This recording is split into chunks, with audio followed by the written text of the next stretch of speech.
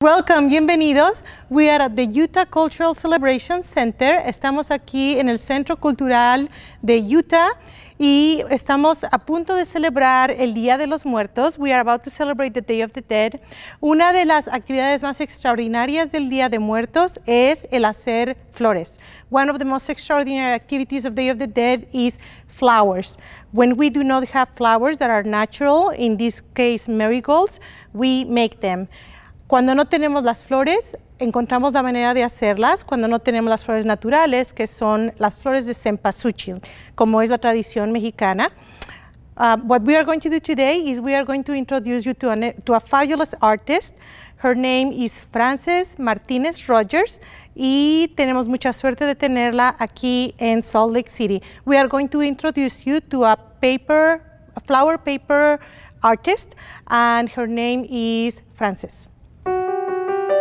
My name is Frances Martinez Rogers, and I actually am from the Southwest. My family arrived into what is the Santa Fe area in 1598 and then migrated into the late 1800s into what is Colorado. So I was born in Durango, Colorado, and then when I was 3 years old, my family migrated to Salt Lake City, Utah because of economic issues. And my Aunt Dolores Perez, my mother's sister, she is a folk artist and has been with Living Tradition since the very beginning. In 2000, I became her apprenticeship. I did an apprenticeship with her through the folk artist, through Living Traditions, and I began to learn how to make the flowers. So the paper flowers, the paper is all from Mexico, from Guadalajara. It's called crepe, so I buy it in Los Angeles. It's difficult to find, and I believe that they don't sell it in most places because it doesn't like humidity, so it kind of droops when it's humid, and it does well here. So the paper takes on the texture of corn husks. And that's basically what we want when we're putting flowers together. My aunt, she went down into Guadalajara probably back in the 50s and attended some art schools there. And she actually learned the old way, where they dyed the husks and then they, textured them, and they cut them and made flowers out of them. And she said it was very, very difficult. And when I became her apprentice, she had actually changed a lot of things and made the practice of making flowers a lot easier. So we use things like wire.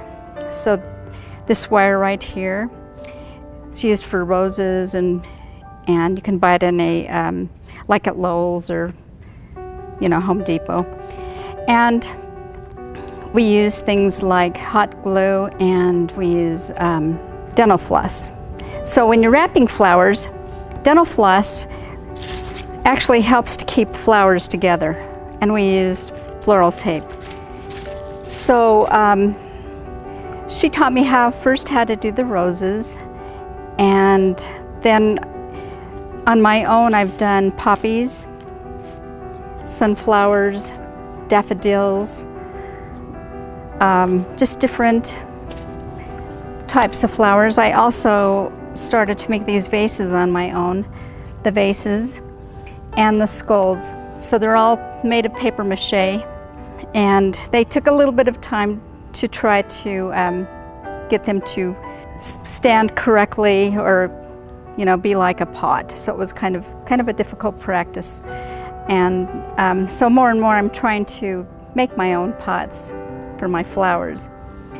I've taught at schools, I've taught at universities, I've taught at churches, private parties.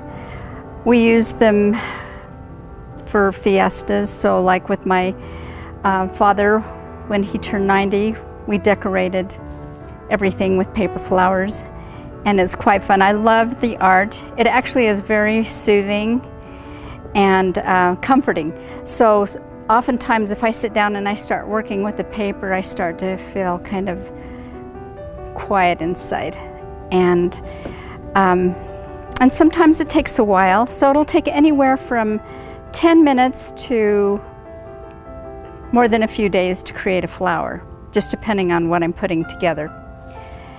So I brought the most simplest flower that we have, and this is kind of a basic pattern for a lot of things.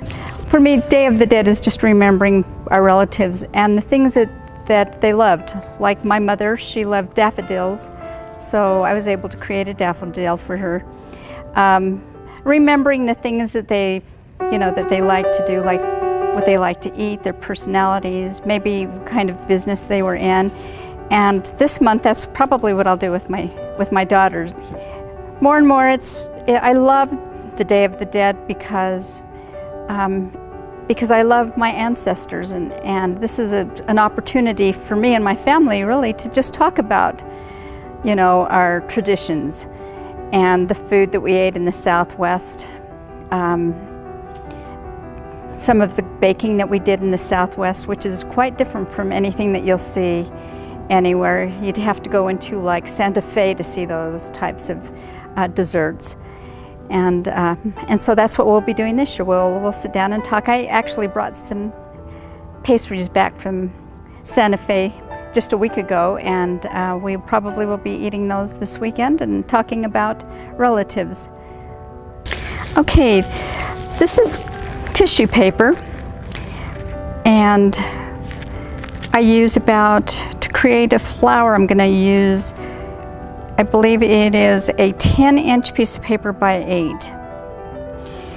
So you start by folding it accordion style. You just go back and forth.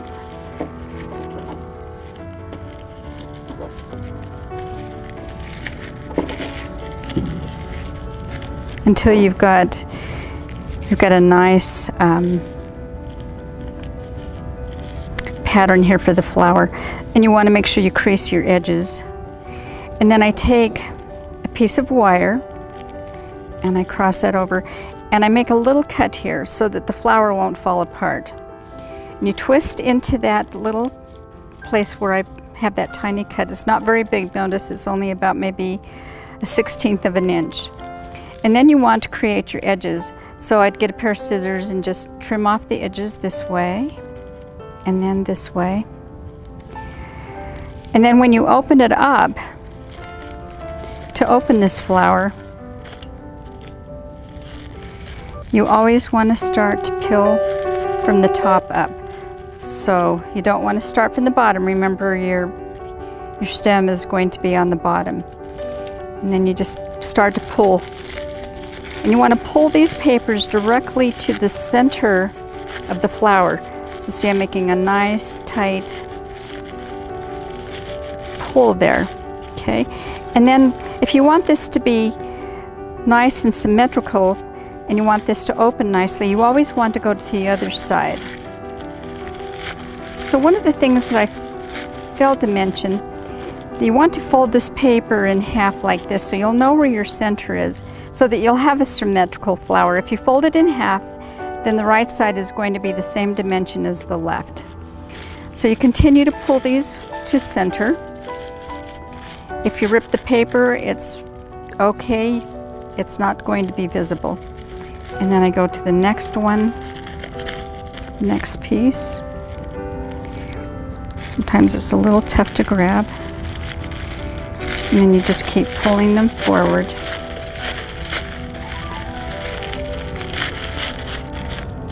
And then the other side. So if I was making the little marigolds, the teeny little marigolds, or the larger flower, I would be using this same principle of flower making. So this is done, this design is for more than one flower.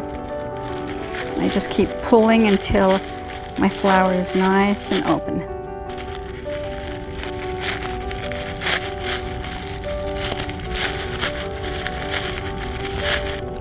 These are fun to make with kids. They love to make these flowers. And believe it or not, boys love to make them too, and they actually sometimes do a better job than girls do. I don't know if because girls think that they're girls, they can do it better, and boys maybe are a little bit more careful, so it's always fun to work with children.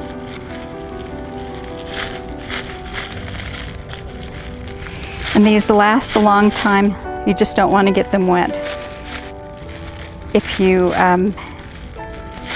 accidentally scrunch them, you can just start to work on your paper like this to straighten out the flower. It'll work out nice and even. As you can see, we're coming to the end of this. Just a few more petals here. And you can use anywhere. If you were working with really small children, you would want to use just 4 pieces of paper. This one has 6 to 8. I'm not sure. I believe it's probably 6. And the more, you wouldn't want to do more than 8. It would be too difficult to open.